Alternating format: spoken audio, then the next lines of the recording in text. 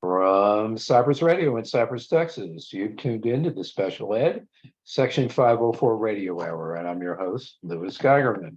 Welcome back.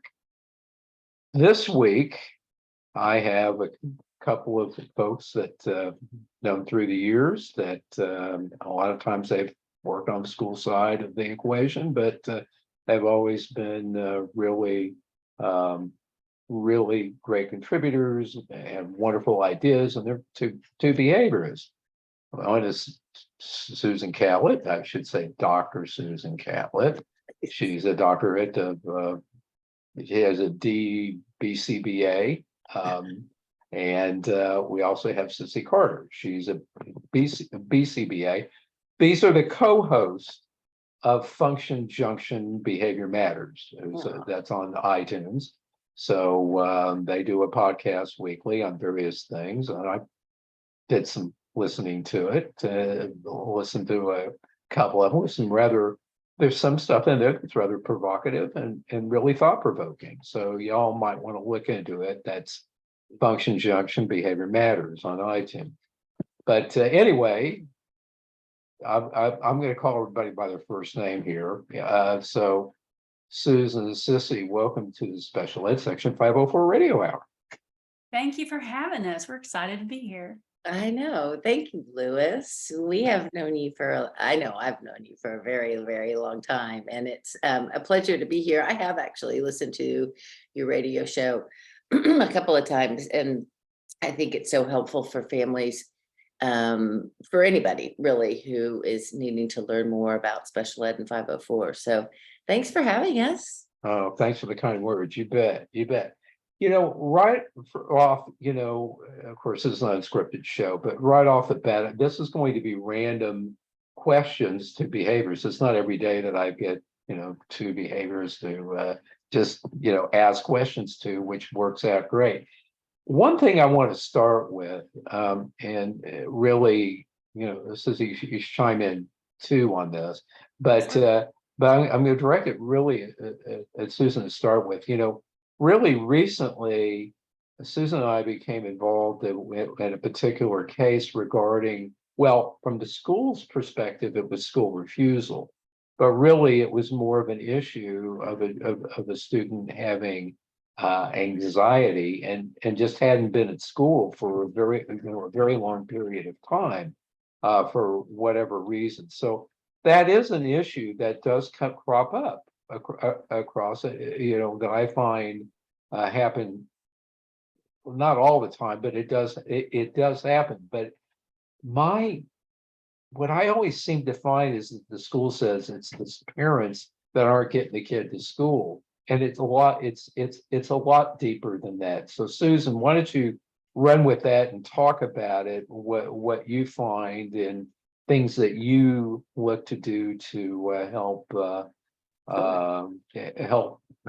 the students find their way back to school if possible. Yeah, and Cissy, I know you and I talk about this quite often. So, you mentioned the word anxiety, and I do believe that our kids who have autism spectrum disorders definitely have anxiety. And when we talk about behavior, I often talk about how behavior isn't because they're being bad, right? It's like a meltdown, right? So you talk about a meltdown, and it's really a response to the environment.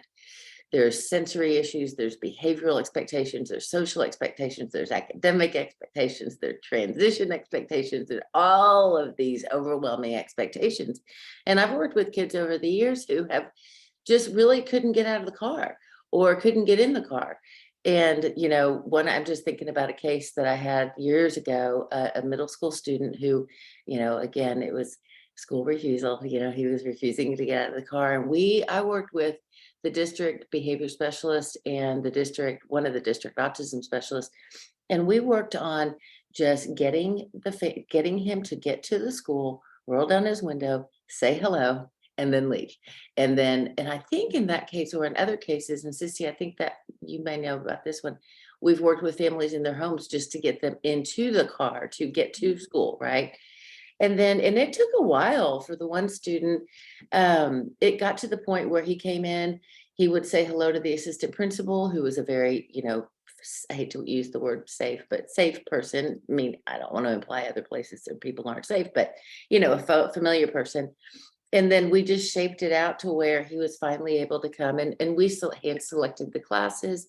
We hand selected everything that he would attend in the morning, and we shortened his day. And then eventually, it took a minute, but eventually he was able to attend the whole day. And I feel like, of course, schools want kids in school. We have attendance requirements, 90%, all of that fun stuff. And that's everybody's goal, right? And then Lewis, the situation that you and I have been working on, it's everybody's goal to get this person back to school. Everybody wants the same thing. I think the issue is how we do it, and looking at services in the home. And I will say that, the district has provided somebody in the home during the summer to work on academics and things like that to see, how caught up he can get before he goes into school. So yeah, it's a big issue, and our kids experience a ton of anxiety. It's, I feel like it's not, but I feel like it should be part of the DSM, because even kids who aren't in Gen A classes, and I'm probably being overwinded with this, but kids who are not in Gen A classes, those kids who experience, who are educated in some more self-contained programs, their anxiety is off the chart too. And I'll never forget Temple Grandin said in a video that before she went on antidepressants, she was always like fight or flight, right? It was like always like, what's going to come at me? What environmental, stimuli, or what behavioral expectations. And I see that with kids. Cissy, we just did a really fun 4-day long training for teachers where we had 5 students, 3 BCBAs, behavior tech, and 20 teachers. And it was a new school, new teachers, new everything. And I think they probably on the first day came in with some anxiety of not knowing, exactly what those expectations were. So it's everywhere. Cissy, what are your thoughts? I see you shaking your head. Oh yeah, I'm just agreeing with the kinds of things that you said. I know that I have seen where we had a student where we were trying to get them back to their campus, right? And it might start with the person you think is most likely to be able to build rapport with the student going to the house with just the goal of building rapport. And, getting to know the student and then beginning to try to figure out what are some things that they would enjoy doing when they get to school. And in the beginning, that is our only goal, get them into school. We also made PowerPoints or a little book with pictures of the people they would see at school and the places they would see at school, depending on the age of the student and how much that makes sense to them or that they need that. And, again, drive by the school, play on the playground if they're elementary age, without any expectation of going in. And then very clearly to the student understanding you're not going to stay all day. Right. You're going to go in, you're going to have snack with your friends, and then you're going to go home, or you're going to go in, whatever their favorite thing might be, and then build from there. I've done that with younger kids. I've also worked with a group that worked with kids who weren't necessarily on the spectrum, but did have extreme anxiety. And there was absolutely no way we were going to get this student to the campus that they belonged to. But there was a special campus that had, some flexibility on things. And that campus went into the home and worked with the family. And then they sent transportation, and people that the student had built some rapport with rode transportation with the student with a short, an expectation of a short stay. They found super interests of the student. This one particular student I can think of was very good artist. And so that was the beginning. The beginning was he's, just going to come and draw and then go home. Yeah. I don't know if this is still a rule everywhere. It probably is a rule some places, but you're not supposed to have your hoodie up. Well, for him, that was that could make a part of the world go away. Yeah. So we were like, chill, let him wear his hoodie. He's here. That's what we wanted. And over time, he was able to come to school. He was able to get his credits versus not being able to. And Susan and I work all the time with students who show up at school with something that they're not supposed to have, you know, a doll, a toy, a something, and people get a little bit agitated about it. I'm on the school end occasionally, and the family will say, you can have him here with this big stuffed animal that you don't like, or you're not going to have him because I can't get him on the bus without it. And so then we say, great, please send him with what he needs. We'll deal with that on this end and figure out ways that he can relinquish the doll long enough to work, have the doll when he's, you know, having a break. So, you know, and again, that sounds, just because those things worked with those students doesn't mean it's going to work with every student. That, you know, you have to have as many tools in your toolbox as you can to figure out, how do I help this not feel like I'm walking through a bed of rattlesnakes, you know, that, because I think, like, you know, I don't particularly care for snakes. And if someone said, you're going to go through this room that has 10 snakes in it, I'd be like, no, I'm not. That's not happening. And of course, you don't have to go through a room with snakes in it in life, and you do need to have your education. But I think in terms of just trying to understand what that feels like and how can we help with the way that feels to make it feel less scary and more welcoming. And that the other thing that's been very helpful, because I've had a few children who might get to school, but then their anxiety goes through the roof, and the only person who can fix it is mom or dad, whichever parent it is. Got to call them. Frequently, it would turn into that parent coming and taking the child home, which from a parent's perspective, all I'm thinking is, my child is stressed beyond belief. I got to go take care of things. And what helped with those students was building a bond at the campus with someone that they felt like could help them.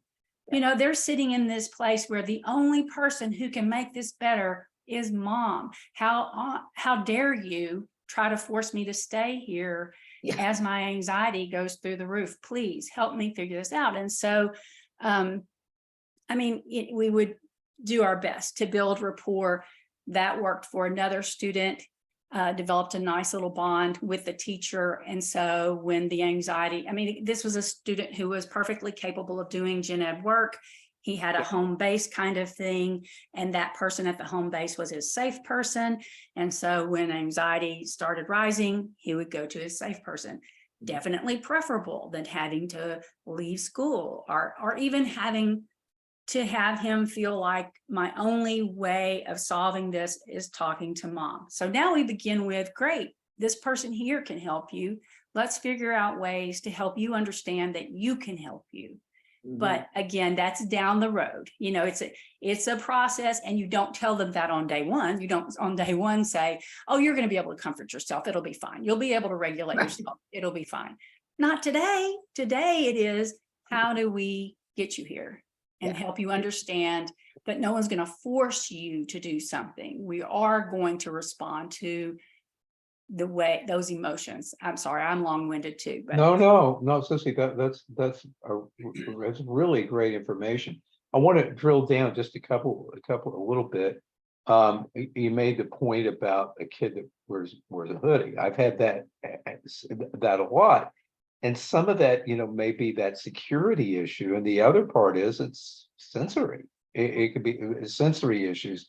And I see the schools get really crazy about it because, you know, some of them think that that's a gang thing, or they're trying to be, you know, it's a gangsta kind of thing. And really, there are some kids that really need that. And so that becomes an issue. But a bigger issue as part of that is, okay, you're the way both of you rightly think about helping a student, you know, and overcome these fears or this anxiety. The school wants to do this a lot quicker, okay, than what we want to, or what the child needs. You know, you've got you know, the school principal that, like, well, you know, like you said, like Susan, you said, you know, I have the 90-10 rule where we have to have the kid in there so that we, you know, meet, you know, state guidelines. But problem is, what I'd like you to talk about, when you have people that react in ways like that, they're not trained. I mean, you know, you revert back to emotional responses if you're not trained in where you are, right? I mean, it's like anything in Totally. life. And the issue is, where the people that you all have to interface with a lot, I'm sure, are the assistant principals and the principals and disciplinarians that said, well, the kid's not doing this, we have to do this.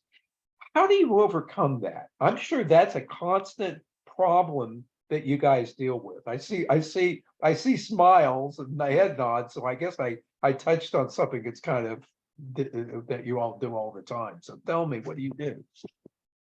Well, Yeah. I'm happy to start the conversation. And Cissy, I know, because you're involved in this. We are blessed to work for a school district who has started a district initiative by putting autism experts on each campus, right? And it's usually not the self-contained teacher. We and actually, it's not the only district. I mean, we've got a few actually. I have more than a couple that I'm just now thinking of, where there's a person on campus who is trained to understand the autism spectrum, not just those kids in self-contained, but every kid who has autism or every kid who's neurodiverse, right, on the campus. And that the part of the goal of that is so that the campus doesn't have to call district level people when they have, you know, a small problem. But the other piece to that is building capacity and really getting administrative involvement in terms of being flexible, you know, because you're right. And I'm going to say sometimes that happens. I think that we're getting better. We certainly always have a long way to go. I feel like that's such a great model, and I love it when school districts do that. So because, you know, Cissy and I are outside consultants. For those that don't know, we are contract self-employed consultants, and we work for different school districts all over the city of Houston and outside of Houston. And so we might be in a district once a month, once a week at best, right? So when a district calls in somebody from like us, that's got to be a big earthquake kind of problem, right? Like, we are not going to go in and tell you to have a positive reinforcement system or to have a visual schedule. And really, the district level people shouldn't be the people to do that. That should be a campus-based set of, you know, fundamental, foundational kinds of interventions before you go off campus to look at, you know, outside of the campus to go look for support. So I love that model. And yeah, I mean, everybody, you know, administrator, teacher, parent, custodian, whoever they are, everybody's got their own story, right? Their own understanding of things. And to be honest, you know, years ago, campuses didn't necessarily understand autism. And I think we're getting better because, as we talked on the podcast that you were a guest on, it is 1 in 36 in the United States. So I think we're getting better, but do we have a long way to go? Yeah. So Cissy, I know, having worked with the school district, you probably dealt with that more than I did. Yeah, I mean, you know, and I know I've heard Susan say this too. Sometimes what I would like to say is, how's that working for you? Exactly. How's that working for you? Has it changed their behavior? What is the data on that particular intervention that you're using? Just to me, just like the hoodie is, well, what's the data on this student? Is it helping the student stay in the classroom? Is it because now we have data to say it's been helpful to him? But back to, I do think that administrators have their code of conduct and they want to refer to that code of conduct always. And, you know, you say, well, this student, yes, I absolutely agree with you. We should look at that code of conduct, but I also know we have these other pieces. And you can send that kid home, but what's he getting from that? Chances are he wanted to go home anyway.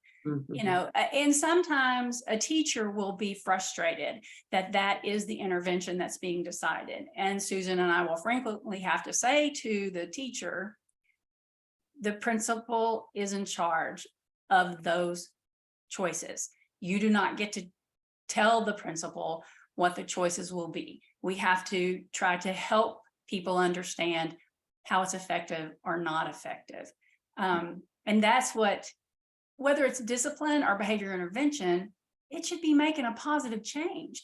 And if it's not making a positive change, what do we need to change about it? I will try to, whether it's a kid on the spectrum or not, I will, you know, kid who has an emotional disturbance or even ADHD or any of the disabilities, say, you know, I think people have tried this before and we have quite a long history, and that's not really changed his behavior. We've got to figure out the function. You know, we have to know the why behind the behavior and then teach him a way to get that met in an appropriate way. Or, you know, to just say that the kid, well, we're just going to go get him and drag him into school. You can do that, but let me tell you what the outcome is likely to be. You're going to break any trust that person had in you. Just as it would break your trust if somebody went and drug you into some meeting you didn't want to be in, that caused your anxiety to go through the roof. So, you know, taking those moments to say, let me tell you what I know about the student.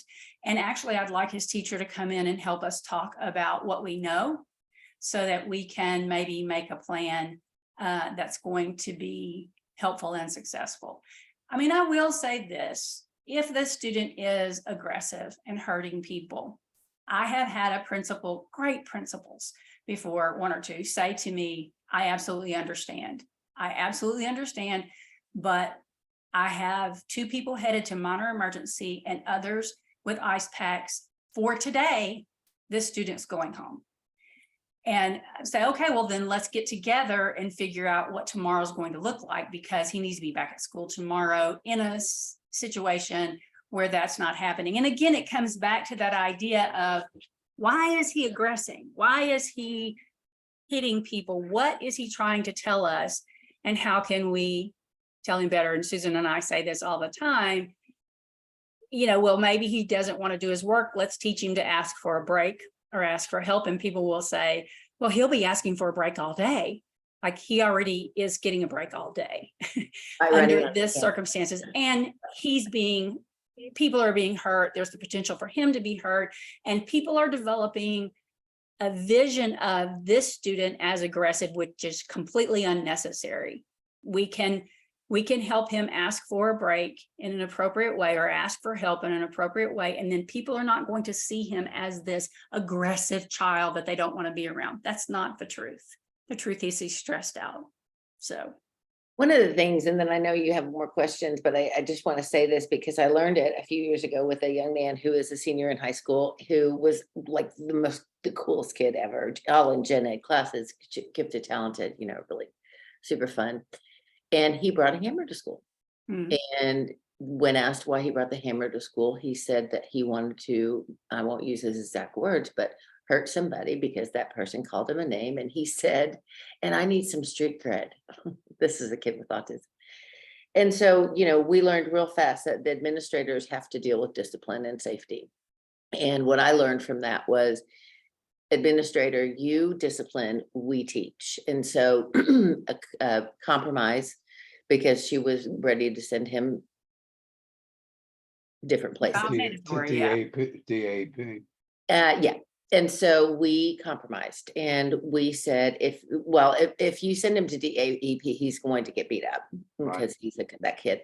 Yeah. And if you send him home, he's just going to play video games all day because it's both parents work. And we know that he walks around, he goes to the grocery store, he does what he wants. Let us have these days in the program, and then that district, the program is called Focus. Let us have him for 3 days or however many days it was. And we instruct and teach why you cannot bring a hammer to school and what to do if somebody calls you a name and how you can, you know, blah, blah, blah. And we made them all. I mean, we put in so many supports. And I, you know, it was one of those things, and it was a long, long time ago. He's since graduated, but I remember thinking to myself, okay, I get it. I get it. You deal with discipline administrator, and that's your job. Let us do our job, and teach. And honestly, is every administrator like that? Probably not. Do we want to get them and build capacity and get them to that point where they are? Yes, always, anyway. Yeah, I worked with a man named Rob March, who has done a lot of training in positive behavior interventions and supports. And he said something once that was really profound to me in life, not just for kids who have special needs. He said, if you see the behavior you want, acknowledge it. If you don't see the behavior you want, teach it. Yeah. So, okay, this is a behavior. He isn't getting how to navigate the hallway. He's hurting people as he's navigating the hallway. Well, let's teach navigating the hallway instead of simply disciplining him, giving him a consequence for whatever's happening in the hallway.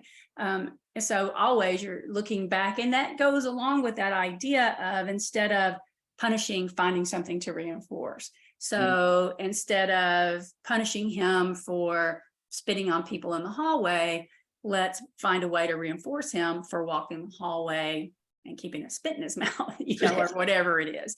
Finding, it might be that he carries a water bottle with him, and we're reinforcing him for taking small sips of his water bottle while he's navigating the hallway. I mean, that's just one example, but it's so much more fun to find a way to reinforce behavior than it is to have to punish behavior.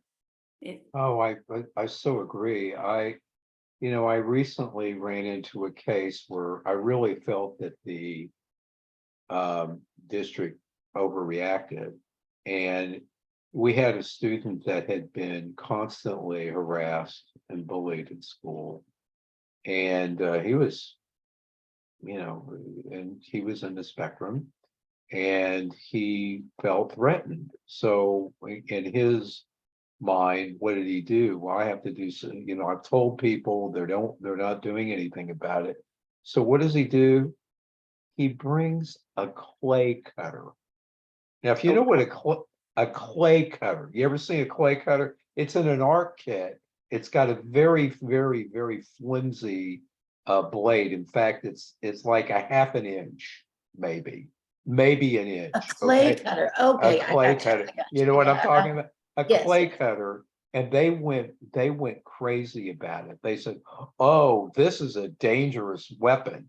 I mean, it's not. A pair of scissors would be something that would be, a Fisker scissors would be more of a threat. Oh, they went crazy. Said, "Oh yes, this thing went to hearing." It went to, they wanted to give the kid 30, let's see, what was it? 35 days in DAEP. 35 days for DAEP. This was not, I understand if he brings something that's over 2.5 inches in and whatever. This was not under any analysis a dangerous weapon. It went to hearing. The hearing officer sided with the district, unbelievably. Now it's in federal court now. Wow. Yeah, it's in federal. It's, people just are not reacting. I sort of wish, I kind of wish that you guys had been involved in this. Maybe that would have cut them off, and maybe it might have made people think differently about it. But that just struck a nerve with me. And we're currently litigating that. But hopefully a federal judge will see through this, like, no, it's not. Okay, we'll see. But I want to flip this just a little bit. I was, I've had some great people on the show, including y'all, but I've had some people from like Temple Grandin, but Temple Grandin was on the early part of it when I started this. Wow. But I had on Ross Green. Uh-huh. And I frankly love Ross Green. I think Ross Green has some really, he really kind of has changed my view over time of how I look at behavior. I mean, I see a lot of people that are pure behaviorists, which I guess I'm not denigrating you. I know you guys are, but to a certain extent, but he what really got me was he said that the behavior is the fever. But the issue is how do we deal with that? And he came up with, he looks at kids today. By the way, he wrote the book that the bestseller back in the 90s, The Explosive Child, which I'm sure Oh, everybody's read, which is Yeah. great. But yes, he's kind of modified from where he is over the years, and now he's developed an assessment tool called. He looks at a child that has behavior problems as having lagging skills and behavior. I mean, they have a disability based on behavior. Okay, so he right. came up with a model. I don't know if you're familiar with it, or an assessment tool. And if you're not, I'll share it with you. It's the assessment of lagging skills and unsolved problems. The Cool. also, which is great, and you can do it on a behavior. But what it does is it really too often when we're trying to determine the function of the behavior, whether it's escape, it's avoidance or whatever, right? Or attention seeking, it kind of gets away from that model necessarily, but what it does is it really gets to, well, let's find out what's really going on with the kid and find out what's real, where they are, and really incorporates the individual as part of the behavior to deal with those lagging skills. I And love that's that. what he found it to be. So often it's lagging skills or an unsolved problem. And the thing is, the way you go through your typical process of trying to determine what the function of the behavior is, it's this instead of it's just the behavior is really trying to do detective work to figure that out. It really incorporates the child and other people that work with the kid, so it becomes more of a group process to come up with a plan that works. But it's called the also, and there's a lot of great research behind it. If you don't have info on it, I'll share that with you. But I found that to be very, very effective with some kiddos that I've had that have had some problem behavior. I don't I know. love that. I love that. I'm very familiar with that book, and I love that idea. And it kind of brings me back to where we are today in our educational society, and we're seeing so many kids, neurotypical kids who are not ready. Like we have, with COVID, we have had kids come in at first grade who've never been to school. Or we have, I've just been training people Sissy and I both been training a lot.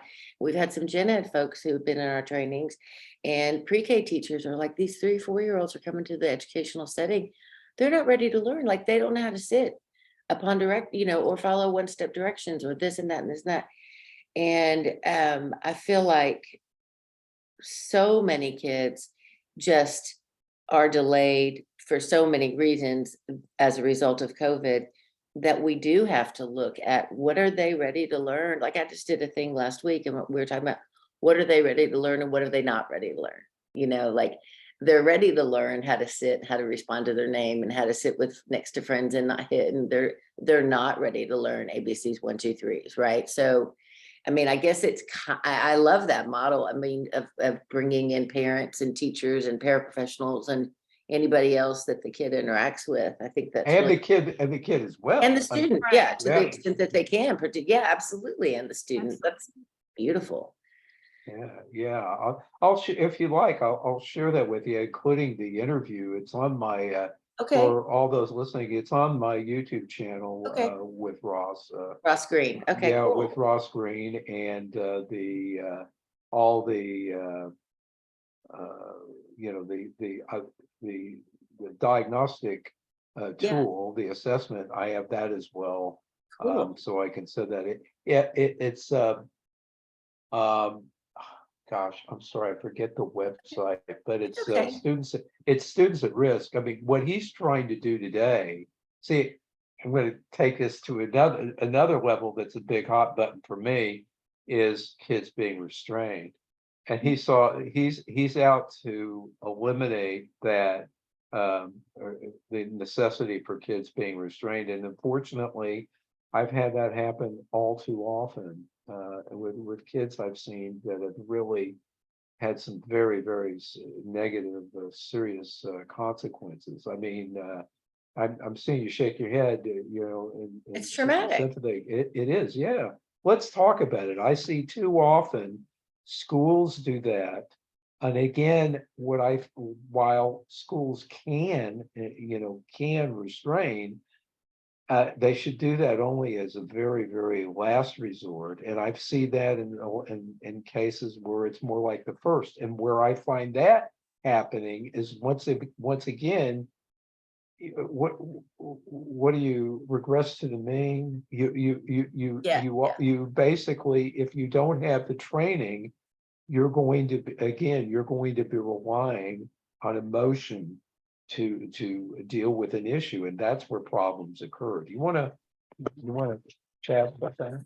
Cissy, I don't even know if I mentioned this to you. I think I mentioned it to somebody. I heard on the local news, literally within the last 2 weeks, that they looked at the number of restraints in public schools, and the number one population, of course, was people who are in special ed, but it accounted for 91% of all restraints. And, this is the time of every 2 years, we have to do our continuing ed credits and for our behavior analyst certification. And I listened to Rob Horner last week, who is, sort of like this major, well-researched hero of most of us. And he talked about in his presentation that 75 to 85% of behaviors can be resolved or improved with positive behavior supports. And I don't do, in a lot of school districts, we call it crisis and prevention intervention, CPI. And I don't do that for that reason, because the only reason I touch a kid personally is to prompt them. And I know Cissy is the same. And also I don't want, a restraint form going home saying this lady, Susan Catlett, who mom's never heard of, or dad's never heard of, help restrain your kid. But that whole idea of going to the most intrusive intervention first just blows me away. And I'm always shocked when I hear people like you say, well, that was their first response. And Cissy, I know you could talk. Yeah, no, I worked, when I was in the school district, I was one of the trainers for CPI, and there's a whole bunch of stuff before the need for restraint. And did you do those things? And we talk a lot, I still talk a lot about that anxiety curve and understanding that there are some children who have not learned how to slow it down and regulate and pull themselves back down. And the only thing they know for getting to resolution and feeling better again is to blow up, and can we provide a safe place for them to get that out? And then begin to work on, we talk about the 5-point scale and begin to recognize you're on a 3. What are some things that you and the student helps you? What are some things we know will help you come back down from a 3? You're at a 4. What are we going to do? What usually helps you with that, so that we don't get to that? And I definitely have in my past been involved in restraint as a last resort. And certainly there is, people monitoring the student and making sure the student is as safe as possible. It is a traumatic event. It's a traumatic event it was always for me. I would always spend at least the next day questioning myself. Was there any other way? Could I have helped this kid calm down and not hurt himself or others any other way? And it just feels yucky when you have to do it. So you come up with a system where that's just, not something we have to do, not something a way to keep children safe. And I've worked with thousands and thousands of kids over the years and not been involved in thousands and thousands of. Yeah, yeah. And Exactly. certainly been involved with kids who were escalating to very dangerous places and figured out ways to help them bring that back down. I get a little frustrated that they've decided that the calm down area should be considered timeout. And I just say to teachers, document it. Document that he self-selected to go to the calming station, document it as a timeout, but he's learning to regulate himself. I don't care how many times it's marked on there, and I don't care what it does to the statistics of the overall, campus or whatever. This kid is getting what they need by learning to regulate and finding ways. I mean, imagine that. Imagine if every time you got upset, it had to get to the point of hitting the wall, banging your head against the wall, hitting people. And then you figure out, oh, wait a minute, I can feel this coming on. And here are some things I can do for myself that make me not have to feel that way. Mm-hmm. That's powerful. I mean, we all somehow learned it. That's, I think, one of the things when we talk about it's, we learned it incidentally. We didn't have to be direct taught it, but there are students and people who have to be direct taught that. Probably most people sitting in jail right now did not learn that skill. Yeah. Whether they have a disability or not, they didn't learn how to bring it down. Wow, would we be serving the world if we could teach the 5-point scale to the whole wide world so that you could say, oh gosh, yeah, I'm at a 3. That means I'm headed to the beginnings of losing control. What can I do to not lose control? I don't want to lose control in front of all these people. I don't want to hurt people. So I don't know. Yeah. I took a little tangent there. Sorry. No. I mean, the 5-point scale is a wonderful tool to use. But one thing that we need to teach administrators, we need to teach teachers is that, okay, so the kid goes that, well, they say, well, he goes to 0 to 5, like that. But I said, well, wait a minute. There's got to be some telltale things that happen before he gets to 5, or she gets to 5. What do you see? Oh, well, he blinks his eyes a few times, or he starts, or there's memory said, well, if that happens, maybe that's a time to intervene and said, let's like what said, like, what can I do for you now? I mean, as opposed to asking a question, what's wrong with you? Right. Those are, and that's kind of actually falls once again to, Ross Green about the question about what's wrong with you? What can I do to help you? Mm-hmm. I think I tell people all the time, because of course we hear he goes from 0 to 5. And I was like, well, what does that look like? Well, his face gets red, or he starts cussing under his breath, or he starts tapping. And I'm like, okay, that's called a precursor behavior. And you are in luck. You're so lucky that he has or she has a behavior where so that's where you say, come with me, let's go talk about your dog for a minute. I want to hear about cool things. Or I had a little boy that had dogs on his socks, and I was like, I love your socks. I have dogs. You want to see my dogs? And then, we just totally redirect. But I hear that all the time. Oh, he could. And we all can, but it doesn't just go from, I'm sure there are people in this world who go from 0 to 5, but I love it when people say, well, because I know his face is turning red, he's about to go off. Yeah. And I'm like, oh God, that's the time to say, come here, come do this. I love that. I tell people how lucky they are all the time. That's a precursor behavior. You're so lucky that he does that.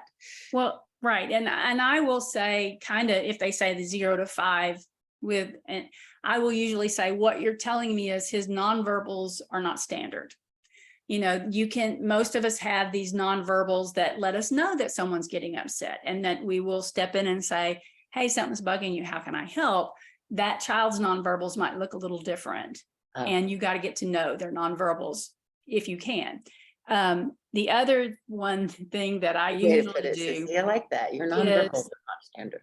they're not standard. They don't look like everybody else's, and you're missing those things. You're not a bad person that you didn't see it. It just is easily recognizable. We're going to figure it out.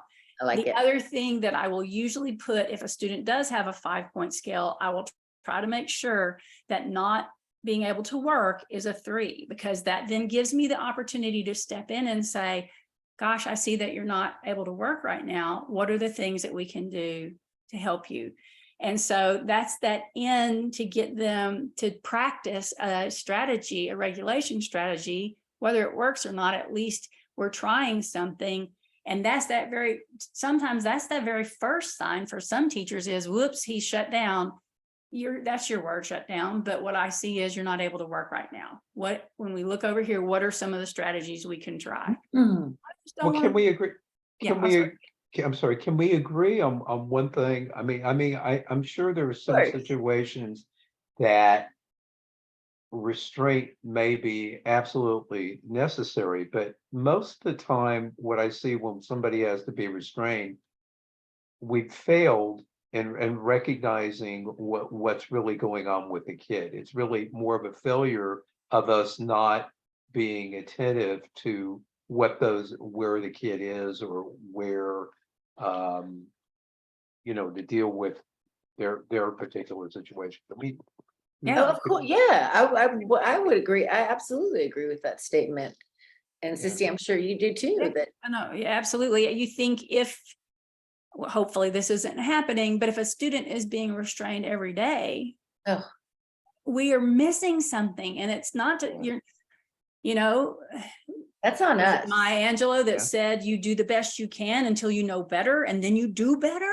That's the point is, okay, so we are missing, or it has now become his pattern that the way to get to this other thing is I escalate my behavior to the point that they restrain me. And then, because what if it is seeking some sensory input?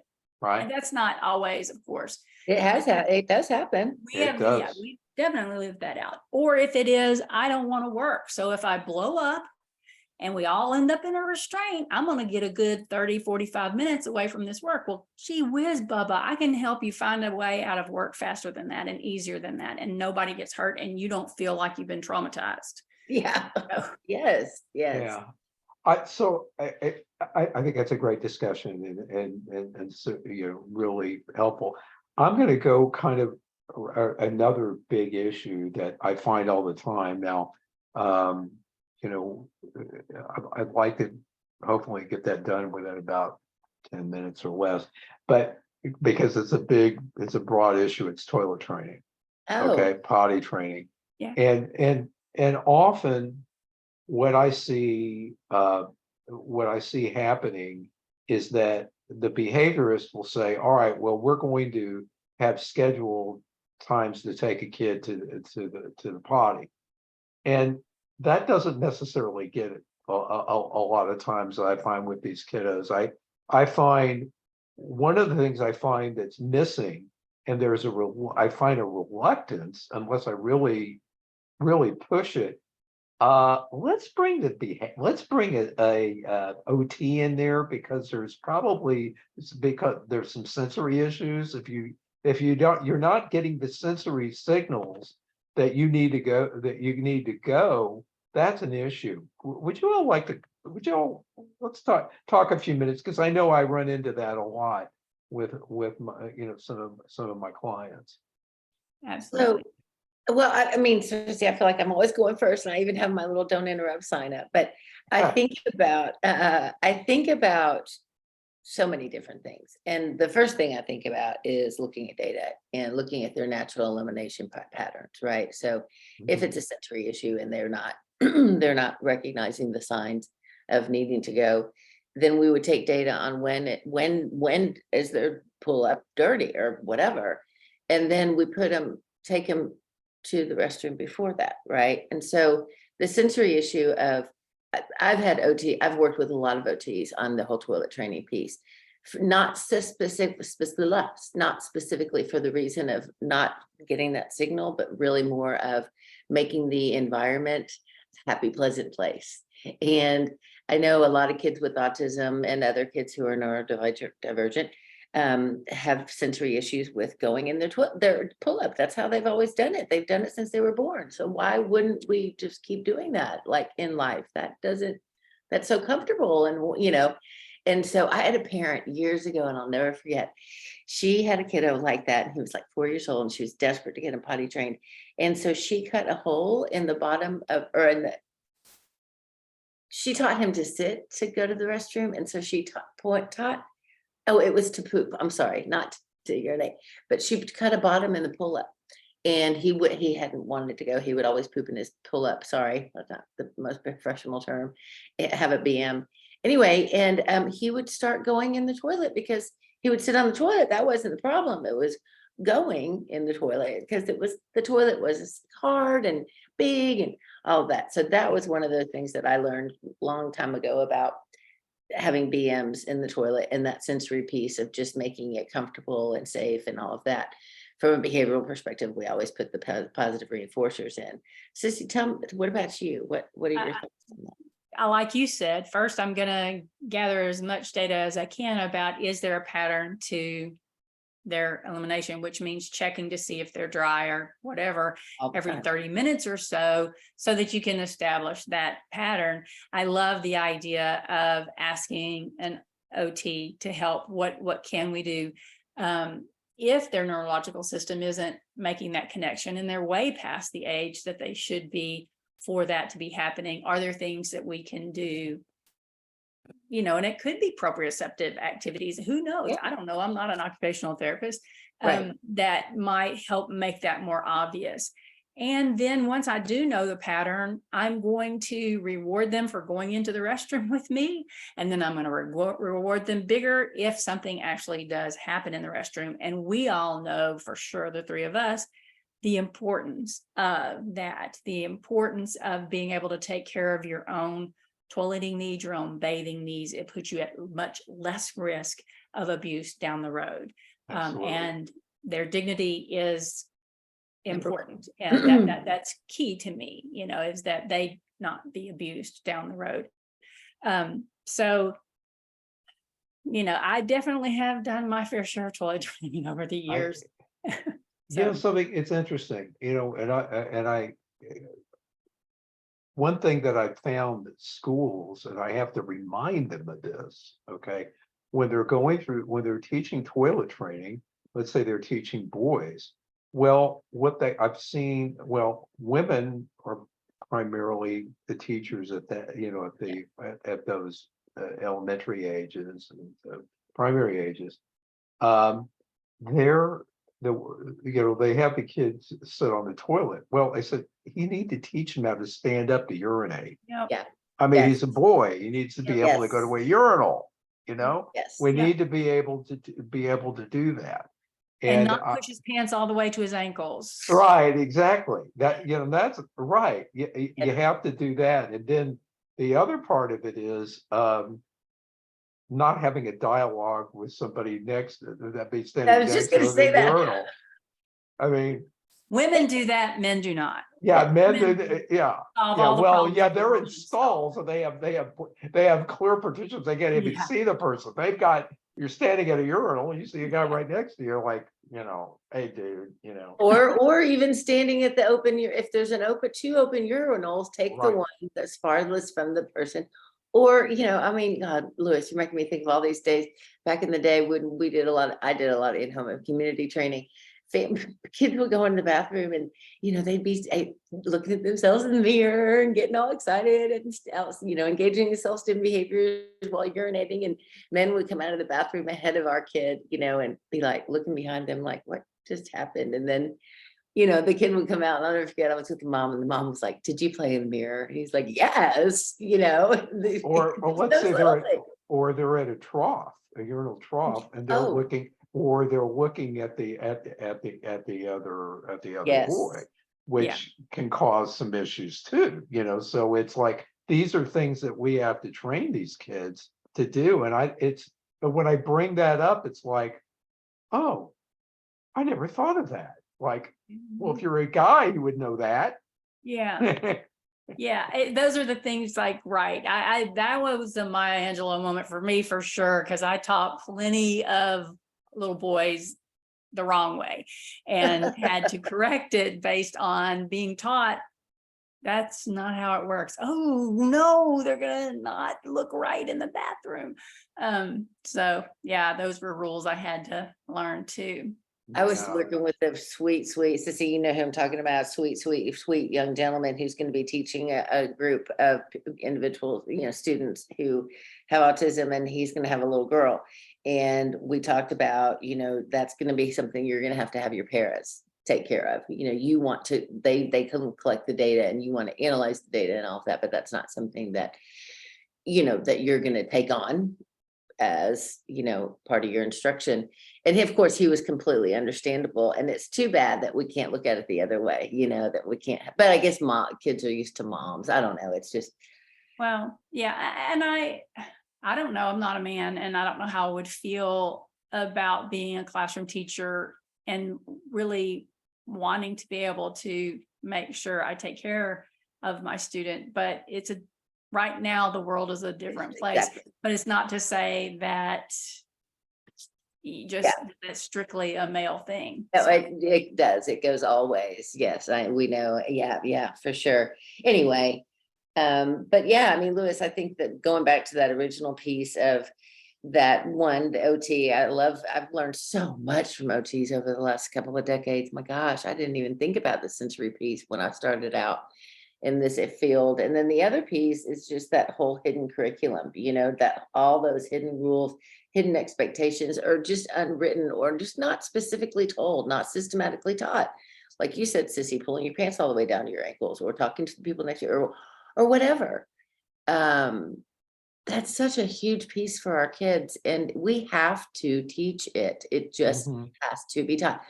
We know too many adults who have graduated to the couch because of those unwritten rules. And my friend DeBarcy, Sissy, I just texted with him over the weekend, and he has gotten accepted to 2 graduate programs, one in computer science and one in teaching. And he's not going to pursue his master's at this time, and there's a lot of reasons, and it just breaks my heart because part of it is the hidden curriculum and him understanding, you know, social expectations and things like that. So For sure, so, for sure. yeah. Well, we don't have much time left. Is there any, you know, I've asked my questions that out there that think what are things to you that really are out there that needs to in the behavior world that you've found confounding or things that are really things that schools need to do a better job of, or things that we need to look at that are out there. What you know what I'm saying? yes, there could be a very long list, and one that Well, let's just narrow in the top one right now. How I'll about narrow the that? topic.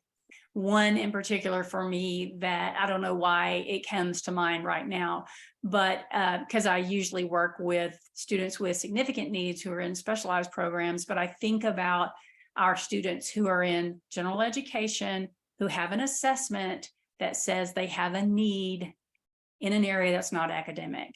For instance, social skills is the one that comes to mind and is really frustrating to me. Is or communication, social communication piece. Yeah, they can talk really well, but they're not communicating that well.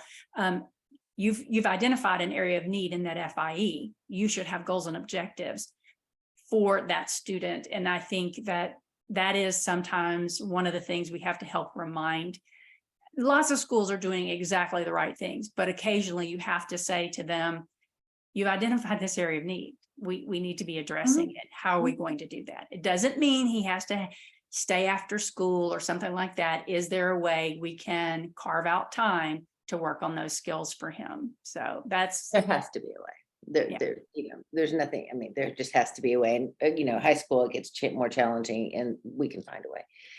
I guess for me, Lewis, I was thinking, I did a little thing for Region 4 last week. They had a special ed conference, and I was talking about, you know, sort of my go-tos when we go into a classroom. Like, what are your go-tos? What are the questions you ask? And I would say I have a top 5. And one of the top 5 is talk to the parents.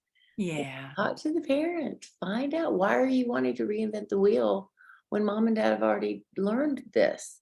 The parents are the expert on their kids, no Yep. matter what. I don't care if Amen. it's a parent who has very limited ability, major strengths, it doesn't matter. They know their kid better than you ever will. Mhm. And so, Well, hell, they've got their kid 24/7, you know, well, they 365. birthed them in most Well, cases. not Yeah. 24. Okay, so during Yeah. school, all But right, you yes. have them 6.5 hours of the day, Yeah. and they have the Yeah. rest Yeah. for the rest of Yep. their life, you know? Yep. And, So, and at 22, they're going to exit the school and mom and dad are still going to have them. So mom and dad are the experts on their child. Absolutely. well, Yeah. I totally agree with you. Well, believe it or not, we're here at the end. It was fun. It was. Yeah.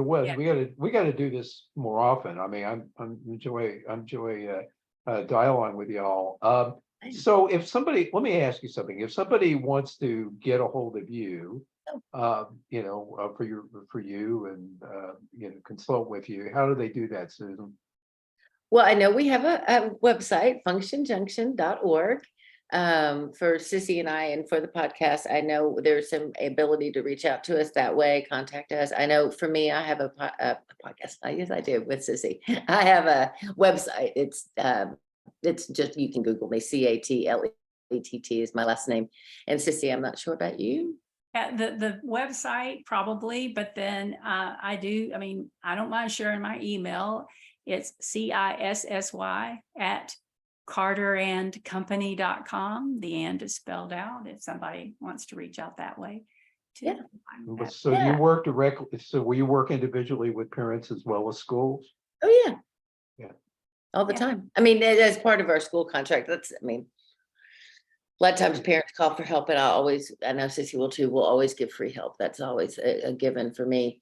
And I'm sure for Cissy, if we work with parents, it's usually through the school district, through a contract. But if a parent wants to contact just with questions, I'm happy to, that's part of what we do, is making sure everybody is as well informed as possible. So That's great. Well, listen, this was fun. Susan, and Susie, it's just been wonderful having you today. We'll have to do this again. Yeah, we have to do this periodically. You Yeah, know, Okay, I'll do your show, you do our show. there you Hey, go. we're great. Well, this is Louis Geigerman with National Art IEP Advocates. That's my company. So if you need to get me, it's nationalartadvocates@gmail.com. If you want to contact us regarding the show, our website is narda.org. If you want to contact us regarding the show, go to spedradio103.5 at gmail.com, spedradio103.5 at gmail.com. If you have ideas, questions about the show, or ideas for new shows, you know, let me know. And you can also tweet me at Louis Narda, LOUISNARDA. Of course, the show is broadcast on cypressradio.org, which gets, if you can you donate to that particular website. You go to cypressradio.org, keeps the lights on, keeps the shows on. Just, Awesome. it's not a 501c3, but hey, they still, it's still not for profit. Anyway, I love having you all. Thanks. Then we'll talk. We'll do this out in the future. We'll see you all on the radio and the internet. Have a great week. Bye. Thanks. Okay, hold on.